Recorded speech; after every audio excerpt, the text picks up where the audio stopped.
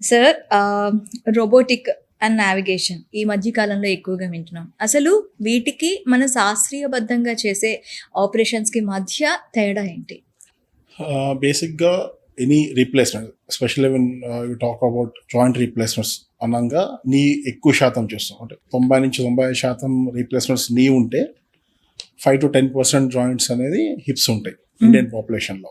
So convention it has been evolved like ఒక 5 దశాబ్దాలుగా చేసుకుంటూ వస్తుండగా ఇనిషియల్గా చేసే పరికరంలో మార్పులు వచ్చినాయి, ఇంప్లాంట్స్లో మార్పులు ఉన్నాయి, తర్వాత ఇన్స్ట్రుమెంటేషన్లో మార్పు వచ్చింది, దాని తర్వాత టెక్నాలజీలో మార్పు వచ్చింది.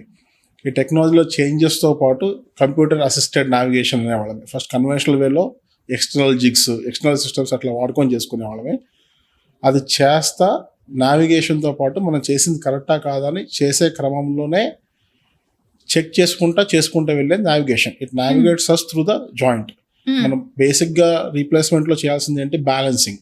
జాయింట్ ఏదైతే అరిగిపోయి వంపులాగా వచ్చి ఇంబ్యాలెన్స్ అయి ఉంటుందో దాన్ని బ్యాలెన్స్ చేసే క్రమంని కన్వెన్షనల్ వేలో 2 విధాలుగా చేస్తాం. ఒకటి గ్యాప్ బ్యాలెన్సింగ్ అంటాము, రెండోది మెజర్డ్ రిసెక్షన్ అంటాం. మెజర్డ్ రిసెక్షన్ అంటే బోన్ ఇంత కట్ చేయాలి, ఇంప్లాంట్ను మనం ఎంతైతే రీప్లేస్ చేస్తున్నామో దానికి కొంత మెజర్మెంట్స్ ఉంటాయి. ఆ మెజర్మెంట్స్ తగినట్టుగా మనం బోన్ కట్ చేసి దానికి తగినట్టుగా మనం బ్యాలెన్స్ చేసుకుంటూ వెళ్తాం, ఒక విధానం. రెండోది బోన్ కట్ని మినిమైజ్ చేసుకుంటా చుట్టుపక్కల ఉన్న సాఫ్ట్ టిష్యూ అంటే లిగమెంట్స్ని, కండరాల్ని రిలీజ్ చేసుకుంటా దాన్ని బ్యాలెన్స్ చేసుకుంటూ వెళ్తాం, ఇంకొక విధానం.